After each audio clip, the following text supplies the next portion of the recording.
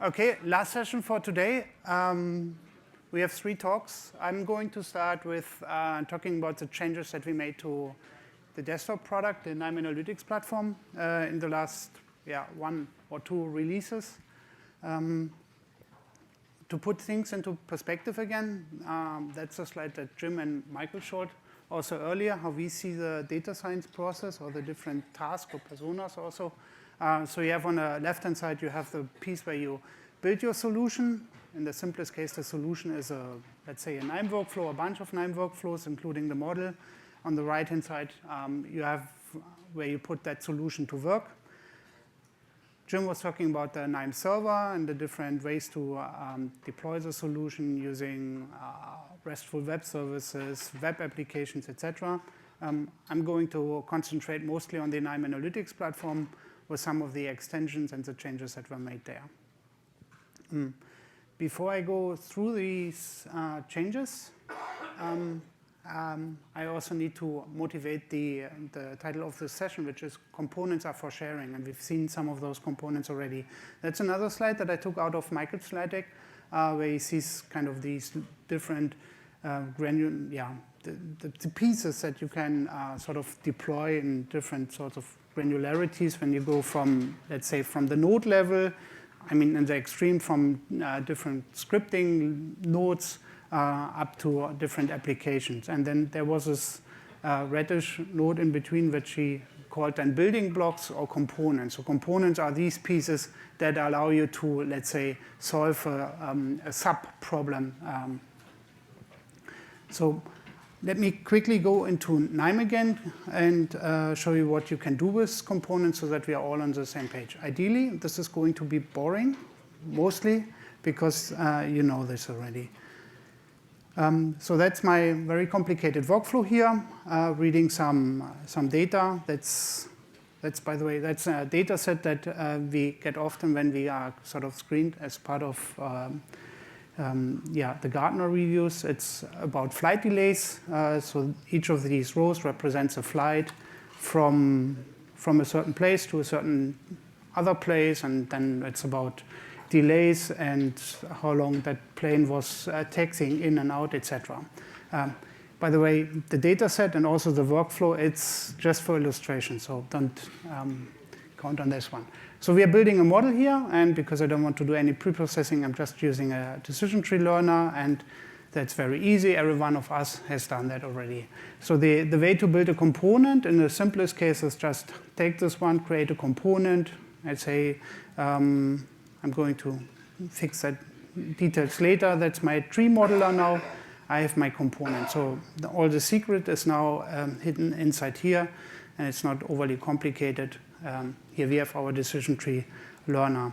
So the way how you use components once you want to make that component available to the community, your co-workers, or just yourself in a different workflow, is you have to add these sorts of the nodes that allow you to configure your component. And there are a bunch of these nodes available. They are called configuration nodes. They are hiding here in the workflow abstraction category. In this case, for a decision tree learner, maybe I want to be able to choose what field I'm going to learn. So what's my target that I need to learn? That's by default, that's hard-coded here in the config dialog. I choose the column selection configuration node based on the input. Out here is the flow variable, and I have to say that's my target column. Remove this one. It's relatively easy. Default we are going to change someplace else. And then in the decision tree node, I just need to make sure that my target is driven by that particular variable. And now what this component has, it has this configuration dialog. So where I choose what I want to learn. In this case, let's say some sentiment or the prediction. In order to make this really useful, I have to do some more modifications to my component. I've been with KNIME for a very long time. I can be extremely efficient in changing workflows. Be with me for a second.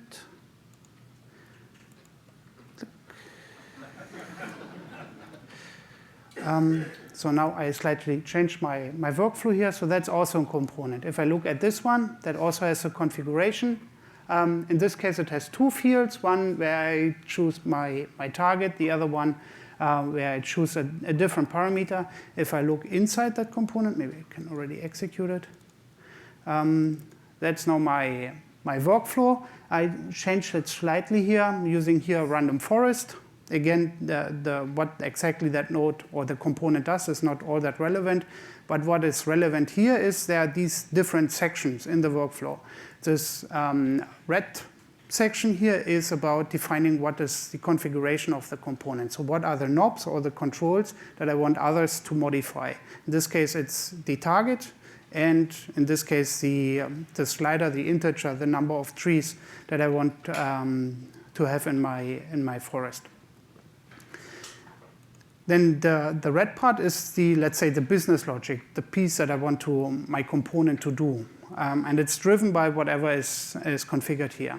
And then the blue part here is a visualization, which may or may not be present. And for some of these applications that you're going to see later and also tomorrow, these are extremely important. Most of the times, components don't have views. But you can have views. In this case, there are two views here. One is using a scorer, where I will see the confusion matrix, and the other one is just a simple table view with some statistics that I extract out of my model. Okay, so we have seen the configuration. The view is there also. If I close my component again and right-click here, now I'm seeing, okay, this is going to take a second, thanks to Windows Defender. Where I see the view of my component, I see my confusion matrix. This is now on a holdout set, on out of backs predictions, and then also some statistics that were extracted out of the model. In this case, giving some indication about individual feature importance according to the model that I built. We are going to use these views extremely heavily in all our web portal application, and that's something that is going to be shown tomorrow and also later, in Phil's show. Okay, so that's my component, and the rest has already been shown by Phil. I can now take my component and share it with myself, reuse it in a different workflow, make it public, put it onto the hub, for instance. So if I go log into the hub, I did that previously already. It's not going to ask me again. So in order to put something onto the hub, you will have to have a KNIME account, which is your KNIME forum account.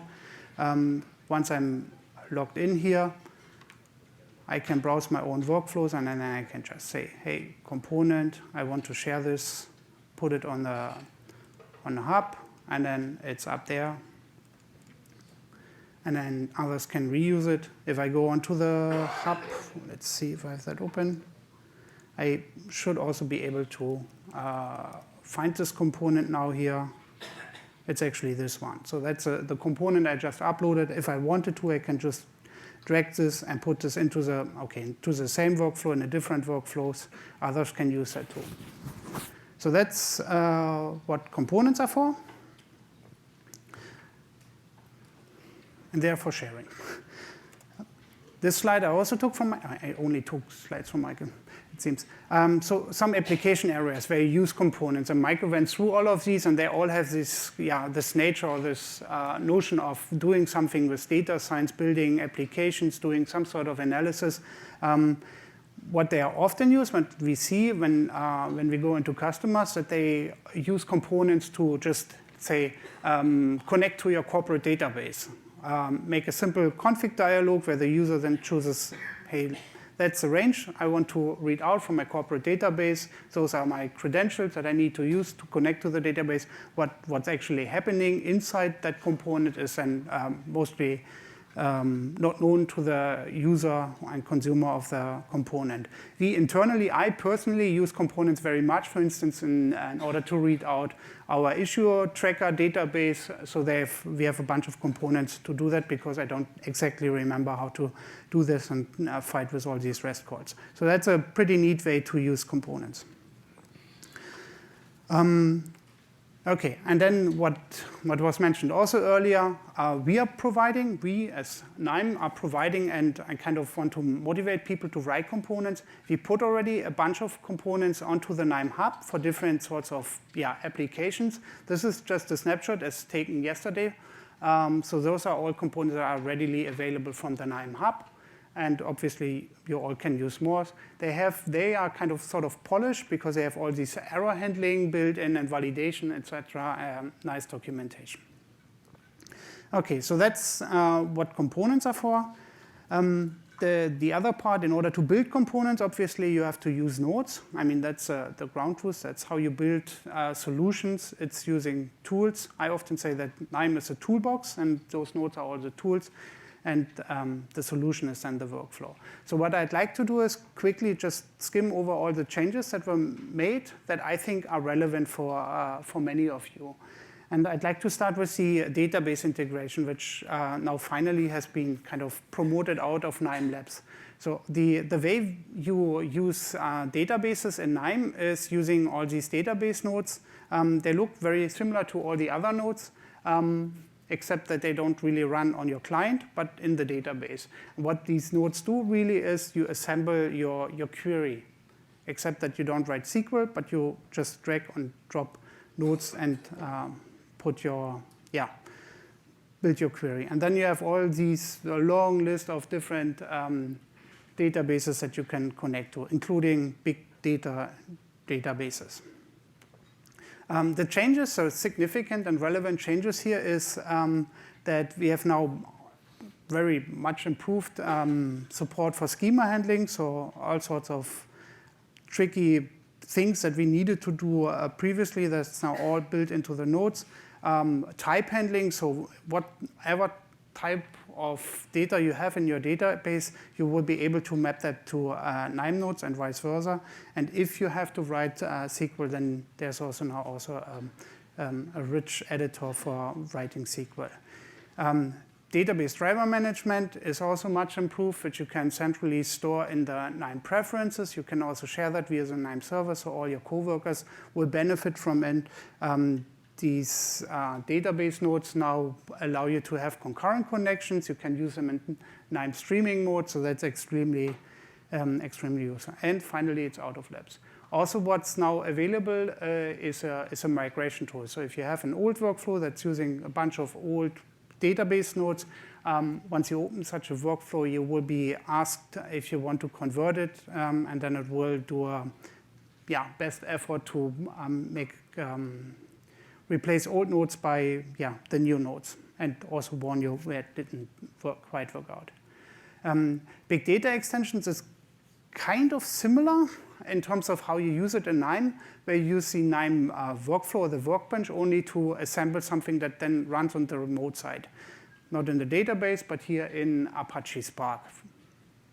So we have that integration with Apache Spark. When you run this, the data never leaves your cluster until you tell it to get into KNIME. So all the data is staying in the cluster, in your, let's say, in HDFS or whatever your backing file system is. And then you have all these nodes to do various things with your data within Spark. The big changes there is that we switched from something that was is now deprecated, Spark MLlib, to Spark ML. Sounds like a very small change, and maybe it is, but it has big benefits. For instance, Spark ML supports conditional class probabilities in the output. It has really native built-in support for nominal attributes, those types of things. In order to connect to a Spark cluster, you previously had to use something that is called Spark Job Server. Now we are going with Apache Livy, which is more of an accepted standard, and all the major platforms supported. One of the big benefits with that one is also that we can integrate with PySpark. So you can write Python scripts and run them in your cluster. So that's something that was frequently asked for. Kerberos support is another one. All these, most of you will come from a corporate environment. Kerberos is also something that you need for authentication, and there is now a framework that is available within KNIME. It's currently mostly used for the big data extensions and for the database nodes. Now I'd like to talk a bit about integrations and all the new connectors that you find in KNIME and other types of integrations that allow you to process your data, starting with Google Drive and Google connectivity in general. What you find here, and that we have that for different integrations, specifically with cloud vendors, is that you always start with something that does the authentication in this type. In this case, Google authentication, and then depending on what you want to do, in this case, connecting to Google Drive, which is a thing that we added end of last year. For instance, reading files from a Google Drive, and the same pattern can now also be applied to Google Sheets, so reading Google Sheets and writing Google Sheets very natively.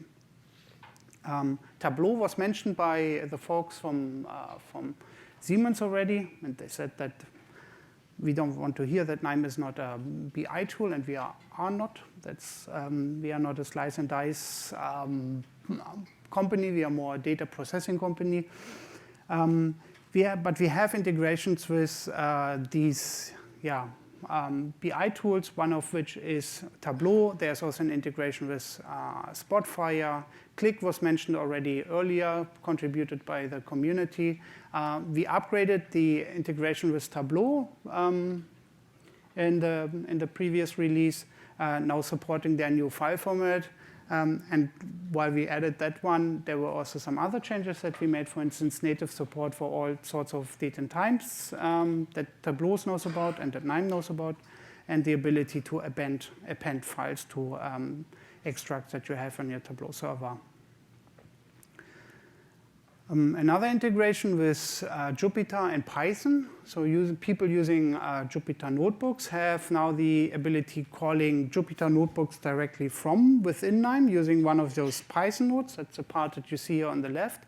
The other thing is if you wish to use Jupyter notebooks and instead call a KNIME workflow, you now also have that ability.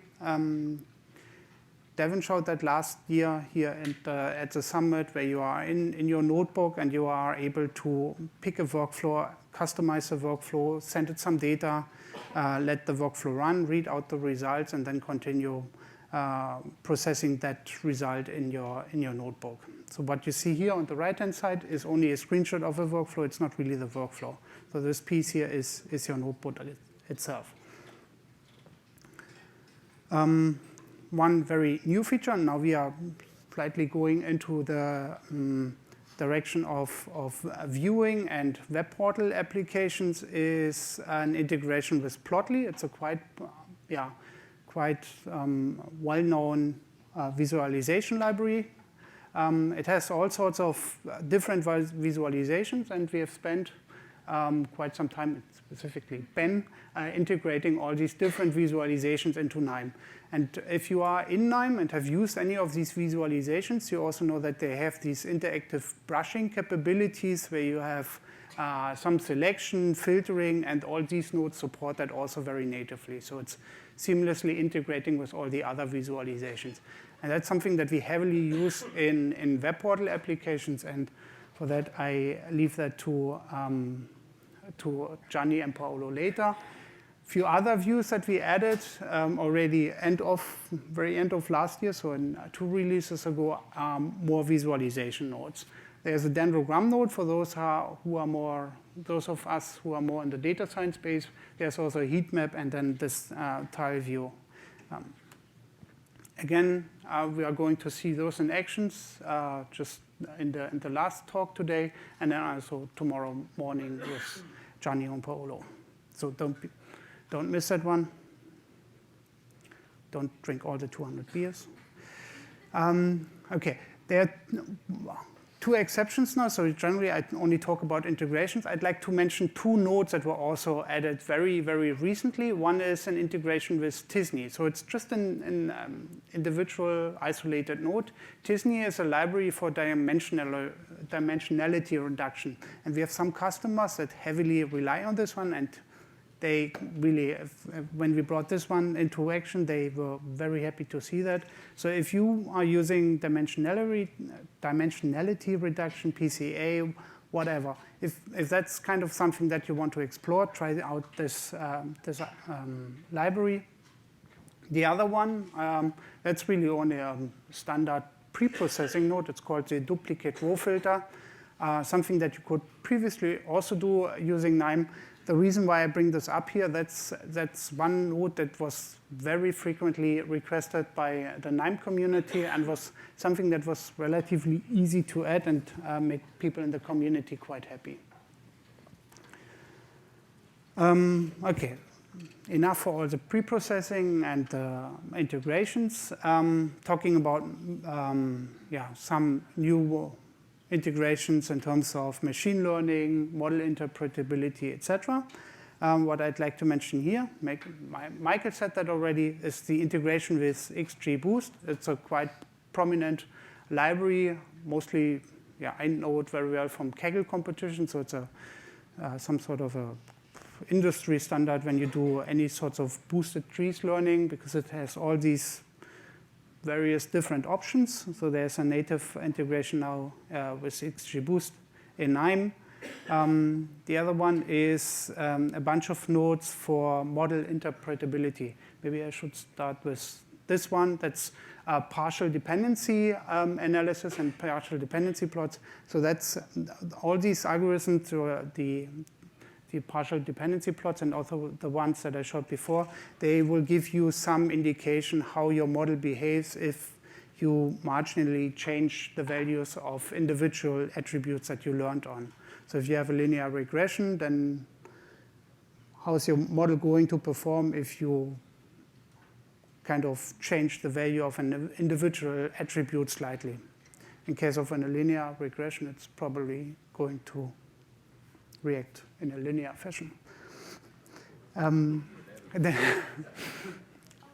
there's a bug. The Lime, Shape, and Shapley are other, let's say now the new kids on the block. Those are also algorithms that allow you to understand better how your model performs if you change individual attributes, but not in a general fashion over your entire data set, but on a per record basis. When we got introduced to this and had people presenting it, there were some heated discussion if that's kind of a reasonable thing to do and what you actually read. We have now provided this. After it went out and to the public, a few days later, Dean commented on Twitter, said, "Oh, it's so cool to have all these new nodes in here. I'm looking forward to have him talk about it and actually say how this can be used and how you tweak them."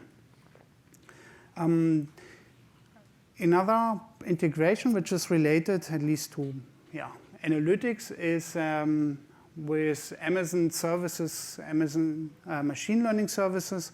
The one integration that we added in July is an integration with Amazon Comprehend and Translate, so both in the text mining area, and what you see on the right is also the nodes. So there are nodes that allow you to do the standard pre-processing of text, so dominant language detection, tagging, general sentiment detection, etc. So, but you use something that comes from Amazon, so it's nothing that is just a library that's baked into KNIME, but you use a service.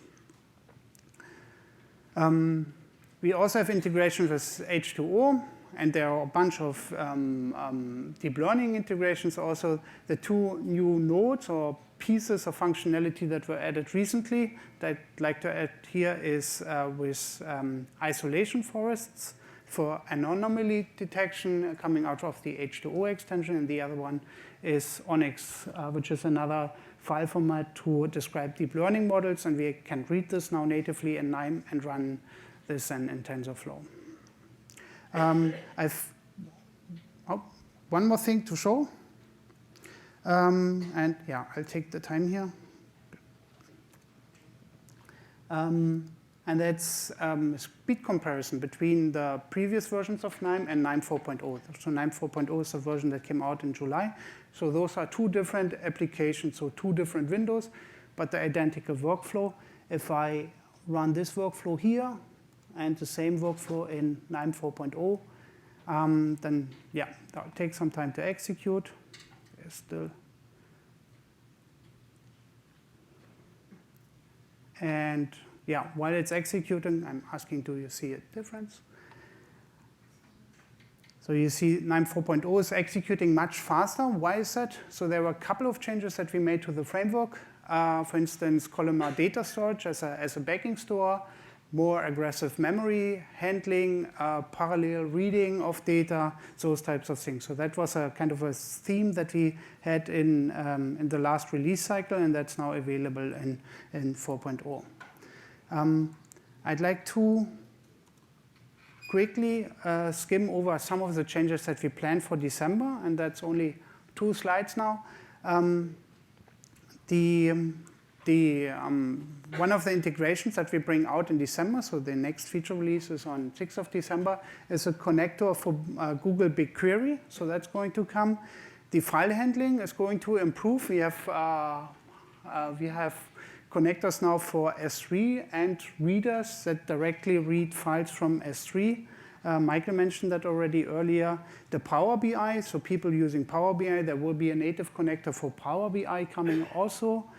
In terms of machine learning capabilities, we are looking at active learning and nodes for weak supervision. We have more integrations with Amazon services, so using Amazon Personalize, which is one of their new things there also. And then, of course, there's another long list of small and big changes. So we are working on components, making it easier to use.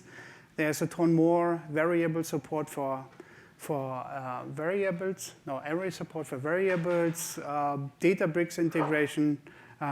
So that's something that will appear in front of you on 6th of December. You can already go check it out using one of those nightly builds. If you go onto, use Google and just type KNIME nightly build, you will end up on this page and you can already check that out. And with that, I'm going to thank you and will complete my talk here. Thank you.